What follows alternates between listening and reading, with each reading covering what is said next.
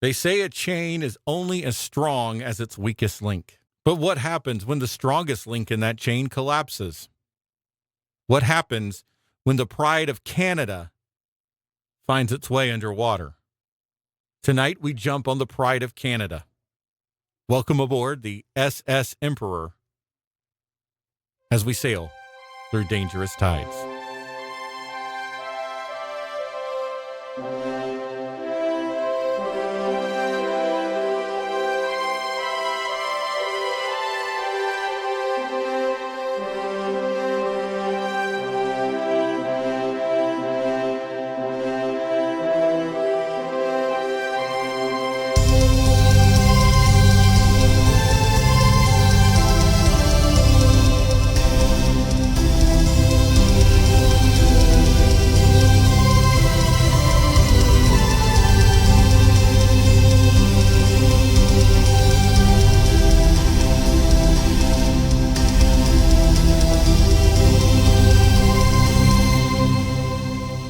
The Emperor was built in Collingwood, Ontario between 1910 and 1911 by the Collingwood Shipbuilding Company. She was launched in Collingwood Harbor on December 17, 1910 as hull number 28. She was christened by James Playfair of Midland, Ontario. The Emperor was built for the Playfair managed Inland Lines Limited of Hamilton, Ontario. Playfair was known to give the ships in his fleet names related to royalty. The Emperor was ready to go into commission in April of 1911. When she was completed, the Emperor became the largest Canadian ship built to that date, earning her the title, the Pride of Canada. She was built exclusively for the iron ore trade. Built in an arc and web frame system designed to create unobstructed cargo hold, the Emperor had 30 cargo hatches. The hatches were 9 feet by 36 feet wide and were placed 12 feet apart. The Emperor's cargo was divided into 5 separate compartments, each with 6 hatches and a capacity of 2,000 long tons. She had a total cargo capacity of 10,000 long tons. There was an ore chute at the end of each hatch. She was equipped with 7 ballast and bilge tanks, each with a capacity of 5,021 long tons, which were connected with 7 steel pipes. The side and bottom tanks were not separated. This tank system enabled Emperor to quickly take on and discharge water. The Emperor had 11 bulkheads. Her pilot house, the captain's and mate's quarters were at the bow, while the crew's quarters were located at the stern. Emperor's engine room was 67 feet in length. The hull of the Emperor had an overall length of 525 feet and a length between perpendiculars of 504 feet, and her beam was 56.1 feet. The molded depth, roughly speaking, the vertical height of the Emperor's hull was 31 feet. Her maximum draught was 27 feet. The Emperor had a gross registered tonnage of 7,031 and a net registered tonnage of 5,048. The Emperor was powered by a 2,200 horsepower, 82 RPM triple expansion steam engine, and the cylinders of the engine were 23 inches by 38.5 inches by 63 inches in diameter, and had a stroke of 42 inches. Steam for the engine was provided by 2 coal-fired, single-ended, 180-pound per square inch, 15.6 by 12-foot Scotch Marine boilers. The engine and boilers were built by the Collingwood Shipbuilding Company. The Emperor had a registered normal speed of 10 knots. On October the 18th, 1911, Emperor was bound from Fort William, Ontario for Midland with 310,000 bushels of wheat. While anchoring below the Canadian lock at the Sioux Locks, the Emperor overrode her anchor, tore a hole in her bow, and sank into 20 feet of water, 400 feet below the lower entry. Her stern went against the north pier, while her bow swung 100 feet into the channel, blocking it. She was raised on May 19th, and after temporary repairs were made, she was taken to Midland. Emperor's captain, George Pearson, said, "I was not on the mast at the time of the accident, the steamer being temporarily in charge of by the first mate.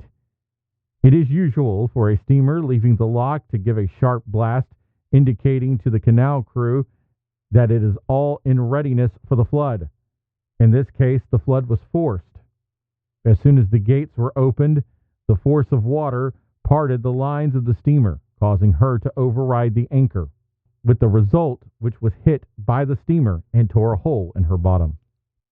A court inquiry conducted in Collingwood by Dominion Rec Commissioner L.A. Demers determined that the canal employees were to blame for the sinking, as they flooded the lock without checking if the Emperor was ready. The court further stated that it believed it was, quote, customary for the master of a vessel to sound one blast of the whistle as a signal to the canal authorities to begin flooding. Also adding that it thinks it is extremely necessary for the masters of all vessels should have copies of the regulations governing the operation of locks and canals. The Emperor's officers were acquitted of any wrongdoing, with the blame being placed on the watchman, who happened to be a deckhand and was therefore irresponsible. In 1913, Richelieu and Ontario Navigational Company was merged into the newly formed Montreal-based Canada Transportation Company, the name of which almost immediately changed to Canada Steamship Lines. While under the ownership of Canada Steamship Lines, Emperor carried a wide variety of cargoes, but mainly iron ore, to the Point Edward, Ontario, which it was taken to the steel mills of Hamilton, Ontario by train. While bound for Lake Superior Port, Emperor ran aground at Point-au-Pins in the north shore of Lake Erie on the morning of May 29, 1914. She was pulled off the next day by the tugs Hackett and James Reed. On October 29, 1926, the Emperor once again ran aground near Macintosh City, Michigan on Major Shoal. She was freed at 4 o'clock after jettisoning 886 long tons of iron ore. Sometime before 1932, the Emperor reportedly ran aground again on an unknown object on her way to Fort William. On June 4, 1947, the Emperor was on a routine voyage from Thunder Bay, Ontario, heading east towards the mills of Cleveland, Ohio. She was fully loaded with iron ore and had a seasoned crew. At approximately 4:15 a.m., near Isle Royale in Lake Superior, the ship ran aground against the Canoe Rocks. The impact was devastating. About 10 minutes after Emperor struck Canoe Rocks, Walkinshaw gave the order to abandon ship. By that time, she had developed a serious list. The starboard lifeboat was successfully launched, but was leaking due to the absence of a bilge plug. The port boat capsized when it was snuck under by Emperor as she sank. The night steward claimed that the Emperor's boilers exploded during the sinking. She sank in between 20 and 35 minutes. The United States Coast Guard cutter Kimball, which was maintaining navigation lights in the vicinity of Blake Point, intercepted an SOS signal from Emperor and had arrived on the scene in 35 minutes. After Kimball transported the 21 survivors and the body of cook Evelyn Schultz to Fort Williams, she traveled back to the wreck to search for survivors and bodies. Canada Steamship Lines also chartered the excursion boat Coastal Queen to assist in the search. However, bad weather prevented diver E.J. Fowler, who was on board the Coastal Queen at the time, from reaching the wreck. The investigation into the Emperor's sinking proved to be difficult, as Waukesha, Maury, and helmsman J. Prokop all died. An investigation carried out by the Department of Transport blamed Maury, who they claimed did not keep proper watch for the sinking of the Emperor. They determined that Maury, who was meant to be on watch duty until 6 a.m., was likely sleep-deprived at the time of the grounding and had not made the usual navigational checks the Emperor would have required to pass safely between Isle Royale and Passage Island. The courts criticized the prevailing system, quote, which required the first mate to be in charge of loading the ship during the period when he would have been off duty, resulting in becoming overly tired, suffering as he was from a lack of sleep, end quote. Furthermore, Prokop, who was unacquainted with that part of Lake Superior, failed to detect the error in the Emperor's course. Also criticized was the use of wooden lifeboats and the lack of lifeboat drills performed on board the Emperor in 1947.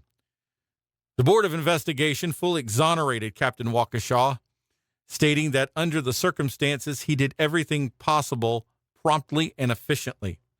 They also praised the captain and crew of the Kimball for their rescue of survivors. Emperor is the final and second largest shipwreck to occur at Isle Royale. She was also the largest shipwreck to have occurred in Lake Superior.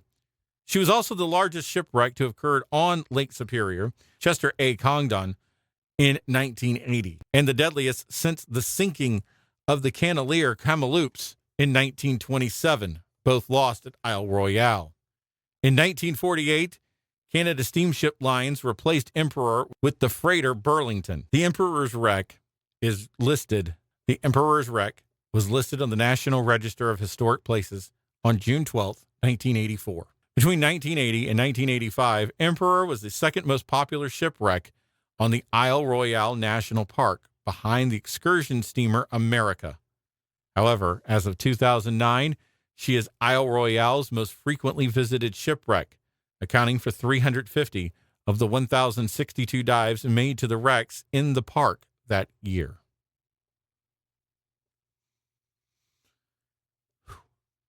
As always, we dedicate this podcast to those who lost their lives in the Emperor. As always, we dedicate this podcast to everyone who lost their lives in the Emperor tragedy and everyone who was affected by the losses.